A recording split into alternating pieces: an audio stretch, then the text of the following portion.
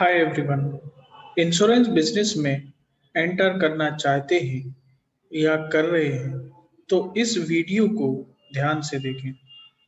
Insurance में कई type के इंटरमीडिएटर्स होते हैं जो आईआरडीए ने डिफाइन किए हैं। इनमें से मैं आपको insurance broker, web aggregator, insurance agent, point of cell person की जानकारी दूंगा। मैं दीपक पटेल माई बी आइडिया डॉट कॉम से इस वीडियो में इंश्योरेंस बिजनेस की डिटेल जानकारी दूंगा। इसमें आप समझेंगे बिजनेस का इंट्रोडक्शन, इंश्योरेंस ब्रोकर कौन होते हैं, ये कैसे बनते हैं, इस प्रकार से इसी प्रकार से web aggregator, point of sale, insurance agent भी कौन होते हैं और कैसे बनते हैं। लास्ट में हम देखेंगे इनके बेनिफिट्स, कंपैरिजन। तो let's start with introduction. Insurance का बिजनेस होम बेस्ड कैटेगरी में आप कर सकते हैं और इसमें आप एक सर्विस दे रहे हैं, इसलिए सर्विस बेस्ड कैटेगरी भी बोल सकते हैं। इस बिजनेस की target audience family, individual, business owner, hospitals, factory, equipments, film, entertainment shows इत्यादि हो सकते हैं। इस बिजनेस में दो टाइप होते हैं। पहला जनरल इंश्योरेंस, दूसरा लाइफ इंश्योरेंस। चलते हैं इस बिजनेस की मार्केट डिमांड पर। तो ये थ्रू आउट द ईयर चलने वाला मॉडल है। इसकी डिमांड साल भर रहती है। तो यदि हम इंश्योरेंस को समझें तो इंश्योरेंस क्या है? A process where losses of a few who are unfortunate to suffer such losses are shared among those exposed to similar uncertain events or situations. इसको सरल भाषा में समझा जाए तो कई सारे लोगों ने एक अकाउंट में पैसा जमा कर रखा है और एक पर्टिकुलर टाइप के मिसहैपनिंग या किसी प्रकार के इंसिडेंट को रिजॉल्व या कम करने के लिए, उसके नुकसान को कम करने के लिए वो पैसा यूज किया जाएगा। यहाँ पर एक पर्टिकुलर टाइप का मतलब है कि किसी पर्टिकुलर टाइप के इवेंट होने पर ही उसको पैसा शेयर किया जाएगा। जैसे इसको और सरल भाषा में समझें तो आपने कार इंश्योरेंस लिया है तो आपसे जो पैसा इकट्ठा किया गया है वैसे ही आप जैसे कई सारे लोगों से पैसा एक कंपनी ने ले लिया है। अब यदि किसी का कोई नुकसान होता है कार में तो उस पैसे को मतलब उसके नुकसान की भरपाई उस पैसे से होती है। तो ये इंश्योरेंस की सरल डेफिनेशन है। इसी प्रकार से इस इंश्योरेंस को या इसकी पॉलिसीज को रूल कौन करता है? तो भारत सरकार ने insurance regulatory development authority of India बनाया हुआ है, IRDAI जिसको हम बोलते हैं। यही सभी चीजों को कंट्रोल करता है। अब चलते हैं कि इंश्योरेंस यदि भारत सरकार चला रही है तो इसमें ब्रोकर और एजेंट का रोल क्या है?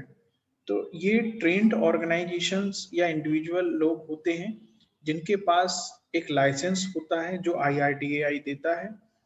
इनका काम होता है यूजर की जरूरत के हिसाब से इंश्योरेंस पॉलिसी सजेस्ट करना, क्लेम सेटल करवाना और लोगों को इंश्योरेंस के बारे में अवेयर करना।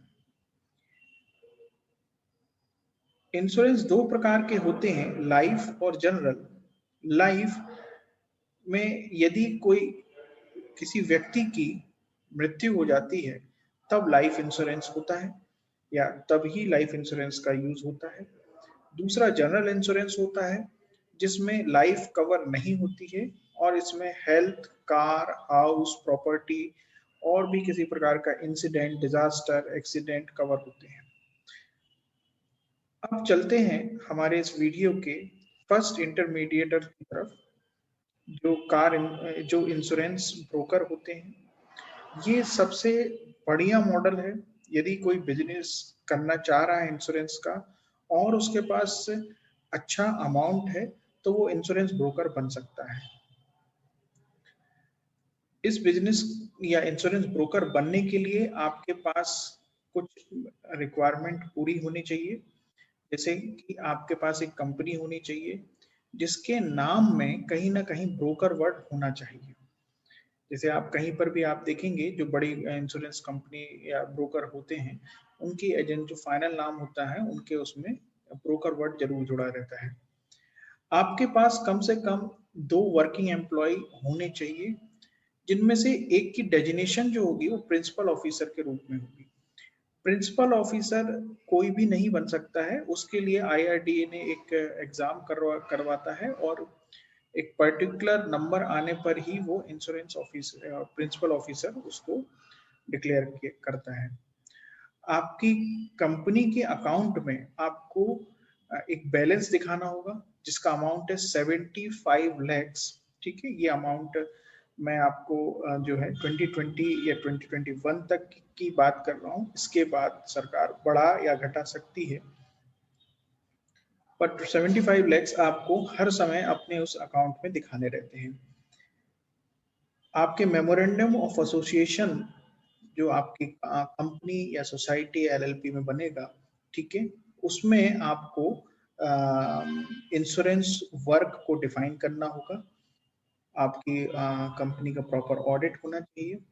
IRDA में यदि आप इंश्योरेंस ब्रोकर का लाइसेंस लेना चाहते हैं तो IRDA जो फीस लेती है उस प्रक्रिया के लिए वो है 25,000। और यदि आपको लाइसेंस मिल जाता है तो आप 3 साल के लिए वैलिड लाइसेंस के थ्रू काम कर सकते हैं इंडिया में। आप इंडिया में पूरे इंडिया में कहीं पर भी काम कर सकते हैं इस लाइसेंस के थ्रू। इसके बाद समझते हैं हम इस बिजनेस मॉडल के सेकेंड इंटरमीडिएटर की तरफ, जो कि है वेब एग्रीगेटर। इसमें वेबसाइट के थ्रू आप इंश्योरेंस के बारे में लोगों के बीच में अवेयरनेस लाते हैं और उनसे जो कॉन्टेक्ट या लीड्स मिलती है वो आप इंश्योरेंस कंपनीज को शेयर करते हैं। यही इसका रोल है। आप खुद भी या जो वेब एग्रीगेटर चलाने का स्टार्ट कर रहे हैं वो खुद से भी कॉल्स को कन्वर्ट करके इंश्योरेंस करवा सकते हैं। इंश्योरेंस कराने के लिए वो टेली कॉलिंग का इस्तेमाल कर सकते हैं और वेबसाइट पे यदि कोई चैट लगा रखा है तो आप उससे कर सकते हैं किसी कस्टमर को कन्विंस। पर फिजिकल आप किसी के घर नहीं जा सकते, ये इसमें एक बाउंडेशन इन्होंने दे रखी है। आप मोबाइल ऐप या वेबसाइट के थ्रू अपने टाइप कंपनीज के कंपैरिजंस दिखा सकते हैं दूसरे प्लान्स के, दूसरी कंपनी के प्लान्स के, पर आप किसी एक पर्टिकुलर कंपनी को प्रमोट नहीं कर सकते उस वेबसाइट के थ्रू। ये मैं आपको कुछ उनके क्लॉज बता रहा हूँ जो वेब एग्रीगेटर बनने के बारे में सोच रहे हैं इंश्योरेंस सेक्टर में। आपको टेली कॉलिंग का डेटा भी मेंटेन करना पड़ेगा कि आपने किसको क्या सजेशन दिए हैं और उस डेटा को IRDA कभी भी ऑडिट कर सकती है, चेक करवा सकती है। IRDA में यदि वेब एग्रीगेटर आपको बनना है तो आपके पास जो मिनिमम रिक्वायरमेंट होनी चाहिए उसकी मैं लिस्ट बताऊं तो आपको एक कंपनी रजिस्टर करानी होगी कोऑपरेटिव सोसाइटी LLP टाइप से, जिसमें आपका इंश्योरेंस के नाम में वेब एग्रीगेटर वर्ड होना चाहिए। जैसे ब्रोकर के उसमें ब्रोकर वर्ड था वैसे ही इसमें वेब एग्रीगेटर वर्ड होना चाहिए। इसके बाद आपके पास कम से कम 2 एम्प्लॉय होने चाहिए जिसमें से एक प्रिंसिपल ऑफिसर होगा। आपको कंपनी के अकाउंट में यहाँ 25 लैक्स की फंडिंग दिखानी होगी, आपके उसमें 25 लैक्स का एक अमाउंट दिखना चाहिए। आपके मेमोरेंडम एसोसिएशन में इंश्योरेंस वर्क के बारे में डिफाइन होना चाहिए। IRDA जो फीस लेता है वेब एग्रीगेटर बनने के लिए वो है 10,000, और यदि आपको लाइसेंस मिल जाता है तो वो 3 साल के लिए होता है। इसके अलावा आपके पास एक वेबसाइट होनी चाहिए और वेबसाइट पूरी फंक्शनल होनी चाहिए। इसके बाद समझते हैं इस बिजनेस मॉडल के थर्ड इंटरमीडिएटर के बारे में, जो कि पॉइंट ऑफ सेल्स पर्सन। इनकी जो क्वालिफिकेशन हो सकती है वो 10th पास भी चलेगा उनको। पॉइंट ऑफ सेल पर्सन जो होता है वो किसी कंपनी या ब्रोकर के लिए काम करता है, ये इन्हीं से एसोसिएट होता है। पॉइंट ऑफ सेल पर्सन बनने के लिए आपको एक इन हाउस ये ट्रेनिंग या एक प्रकार से एग्जाम लेते हैं NSEIT करके, जिसकी वो फीस रख भी सकते हैं, पर 500 से ज़्यादा वो फीस नहीं रख सकते हैं। इसमें वो लिमिटेड प्रोडक्ट्स को ही सेल करेगा जो वो कंपनी, इंश्योरेंस कंपनी या इंश्योरेंस ब्रोकर अलाउ करेगा। यहाँ पर वो लाइफ इंश्योरेंस को सेल नहीं कर पाता है या हेल्थ के बड़े प्रोडक्ट्स को सेल नहीं कर पाता है, क्योंकि यहाँ पे IRDA ने कुछ लिमिटेशन लगा रखे हैं। इसके बाद इंश्योरेंस एजेंट भी एक प्रकार से IRDA से लाइसेंस प्राप्त पर इंडिविजुअल बॉडी होती है, इंडिविजुअल पर्सन होता है। इसकी मिनिमम क्वालिफिकेशन उन्होंने 12th रखी हुई है। और यहाँ पर आप लाइफ और जनरल दोनों ही चीज़ों को सेल कर सकते हैं, पर जो इंश्योरेंस एजेंट होता है वो भी किसी कंपनी या इंश्योरेंस ब्रोकर से इंगेज रहता है, उसके अंडर में काम करता है।